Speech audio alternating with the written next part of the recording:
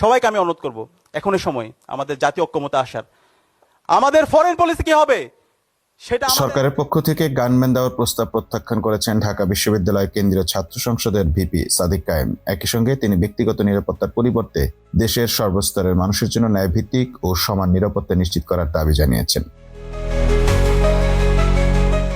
রোববার নিজের verified Facebook পোস্টে সাদিক কায়েম জানান, সম্প্রতি জুলাই বিপ্লবের ছাত্র নেতৃত্ব, বিভিন্ন রাজনৈতিক দলের নেতৃবৃন্দ এবং গণমাধ্যম কর্মীদের নিরাপত্তা নিশ্চিতে সরকার গানম্যান দেওয়ার বিষয়ে সিদ্ধান্ত নেয়। এর ধারাবাহিকতায় তাকে ব্যক্তিগতভাবে গানম্যান প্রদানের বিষয়ে অবহিত করা হলেও তিনি সে প্রস্তাব গ্রহণ না করার সিদ্ধান্ত নিয়েছেন। ফেসবুক পোস্টে সাদিক কায়েম বলেন, ছাত্র জনতার সম্মিলিত আন্দোলনের মাধ্যমে সাবেক প্রধানমন্ত্রী শেখ হাসিনার পতনের পর জনগণের প্রত্যাশা ছিল দেশের সার্বিক নিরাপত্তা ব্যবস্থায় দৃশ্যমান ও ন্যায়সঙ্গত পরিবর্তন আসবে। তবে বাস্তবে আইনশৃঙ্খলা বাহিনীর কার্যকর ভূমিকার অভাব এবং বিভিন্ন দপ্তরে ফ্যাসিবাদী শক্তির প্রত্যক্ষ ও পরোক্ষ মদদের কারণে জননিরাপত্তা বারবার ব্যাহত হচ্ছে বলে তিনি অভিযোগ করেন। তিনি আরো বলেন, আইনশৃঙ্খলা বাহিনীকে কার্যকরভাবে সক্রিয় করে সন্ত্রাসীদের দৃষ্টান্তমূলক শাস্তির আওতায় আনা হলে বর্তমানে নিরাপত্তা নিয়ে এত উদ্বেগ থাকতো না, বরং প্রশ্ন হচ্ছে জনগণের সেই প্রত্যাশা এখনো কেন পূরণ হয়নি। সাদিক কায়েম তার পোস্টে উল্লেখ করেন, একদিকে শীর্ষ সন্ত্রাসীরা জামিনে মুক্ত হয়ে প্রকাশ্যে চলাফেরা করছে, তাদের হাতে ওসমান হাদির মতো মানুষ প্রাণ হারাচ্ছে, অথচ হত্যাকারীরা ধরাছোঁয়ার বাইরে থেকে যাচ্ছে। অন্যদিকে ব্যক্তিগত নিরাপত্তার জন্য গানম্যান দেওয়ার প্রস্তাব আসছে। এই বাস্তবতার সঙ্গে নিজেকে মানিয়ে নিতে তার দ্বিধা রয়েছে। তিনি বলেন, নিরাপত্তা সবার প্রয়োজন হলেও তা যদি কেবল কিছু ব্যক্তি বা গোষ্ঠীর মধ্যে সীমাবদ্ধ থাকে তাহলে সেটি ন্যায়সঙ্গত হয় না। দেশের আপামর মানুষের জন্য একটি নিরাপদ ও ইনসাফ ভিত্তিক বাংলাদেশ গড়ে তোলাই তাদের দাবি।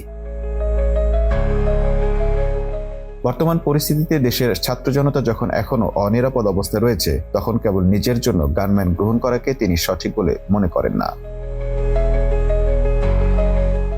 হাদি হত্যার পর নিরাপত্তা ইস্যুতে অন্তত 20 জন বিশিষ্ট ব্যক্তিকে গানম্যান প্রদান করেছে সরকার।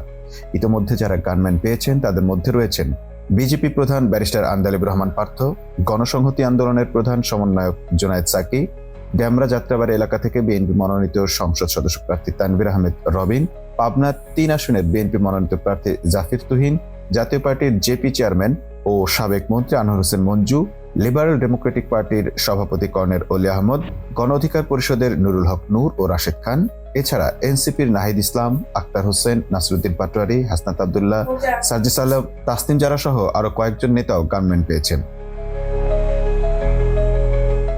তবে সরকারের পক্ষ থেকে প্রস্তাব দেওয়া হলেও গানম্যান নিতে অনীহা প্রকাশ করেছেন আমার দেশ পত্রিকার সম্পাদক মাহমুদুর রহমান এবং ডাকসু ভিপি সাদিক কায়েম। সাদিক কায়েম বলেন, বাংলাদেশের একজন নাগরিকের জীবন যতটা গুরুত্বপূর্ণ, আমার জীবনও ঠিক ততটাই গুরুত্বপূর্ণ। অন্যদের জীবনের নিরাপত্তা নিশ্চিত না হলে আমার জীবনের নিরাপত্তাও চাই না।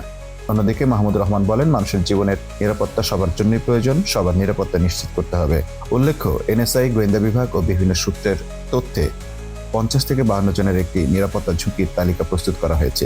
তালিকাভুক্তদের সরকারিভাবে গানম্যান দেওয়ার প্রস্তাব দেওয়া হয়েছে। Mamun Mahfuz, time news desk.